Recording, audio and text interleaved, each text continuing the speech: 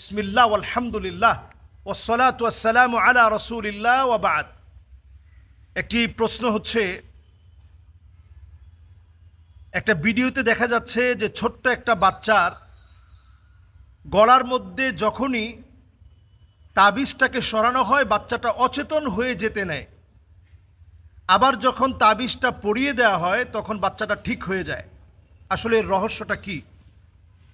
এই জাতীয় ঘটনা আমরা ইতিপূর্বে আমার চোখে এমনটা পড়ে নাই, হঠাৎ করে এই ভিডিওটা আমি দেখেছি।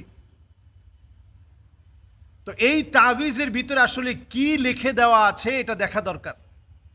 অনেক সময় যা লেখা থাকে এটা আপনার জন্য বরং ক্ষতি করার জন্য লেখা থাকে।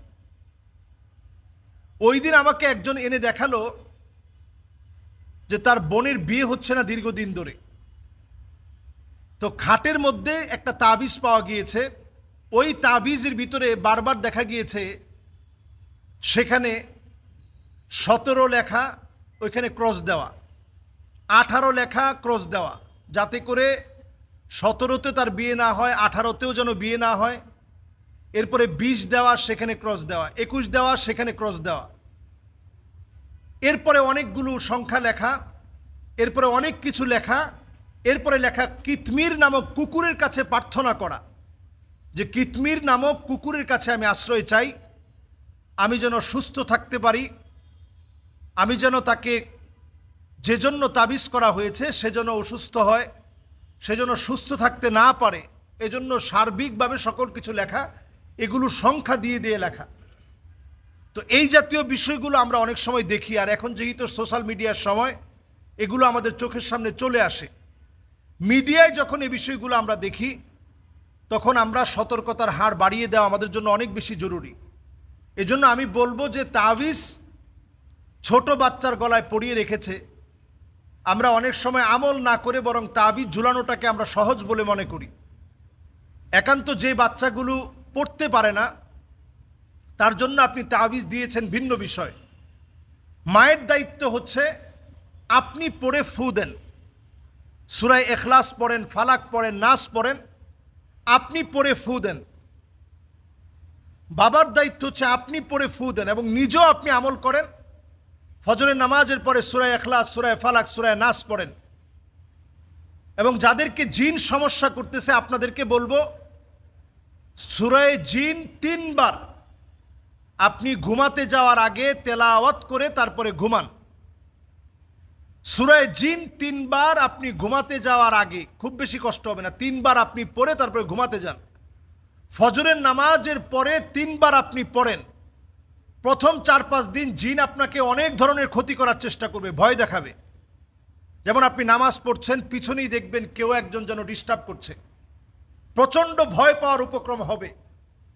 আপনি সেই ভয় পাওয়ার উপক্রম যখন হলেন আপনি ভয় পাবেন না। 1 সপ্তাহ এইভাবে আপনি আমল করেন, জিন আপনার ক্ষতি তো করতে পারবেই না, বরং জিন আপনাকে ভয় করবে ইনশাআল্লাহ। সূরা জিন ঘুমাতে যাওয়ার আগে 3 বার, ফজরের নামাজের পর 3 বার। আরেকটা আমল বেশি বেশি করবেন, আল্লাহু খায়রুন হাফিযান ওয়া হুয়া আরহামুর রাহিমিন। আপনি কোরআনুল কারীমের এই আয়াতটা আপনি পড়ার চেষ্টা করেন, আল্লাহু খায়রুন হাফিযান ওয়া হুয়া আরহামুর রাহিমিন। এই আয়াতে কারিমাটা আপনি তেলাওয়াত করেন। যদি সামনাসামনি আপনাকে যদি জিন অ্যাটাক করার চেষ্টা করে তখন আপনি আয়াতটা পড়ে ফেলেন। যেই বাচ্চা তাবিজ সরালেই অজ্ঞান হয়ে যেতে নেয় তার সামনে এই আয়াতটা তেলাওয়াত করা দরকার ছিল, আল্লাহু খায়রুন হাফিযান ওয়া হুয়া আরহামুর রাহিমিন। তাহলে ইনশাআল্লাহ কোনো ক্ষতি সাধন করার মতো ক্ষমতা জিনের নাই, কারো নাই।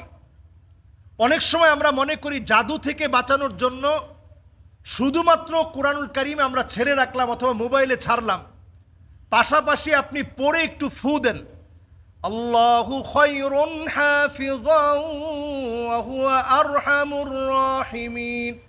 আল্লাহ পাক সবচেয়ে বড় হেফাজতকারী, ওয়া হুয়া আরহামুর রাহিমিন, তিনি সর্বাধিক সবচেয়ে বেশি দয়ালু। এটা পড়ে ফু দেওয়া, নিজেরা আমল করা, সূরা জিন ঘুমানোর আগে 3 বার, ফজরের পরে 3 বার যদি খালি আমল করতে পারেন, অল্প সময়ের ভিতরেই যত রকমের জাদু, শক্তিশালী জাদু, কালো জাদু সব কিছু ইনশাআল্লাহ ধ্বংস হবে। আপনার কোনো ক্ষতি জিন করতে পারবে না ইনশাআল্লাহ। আল্লাহ তাআলা আমাদেরকে বোঝার তৌফিক দান করুক।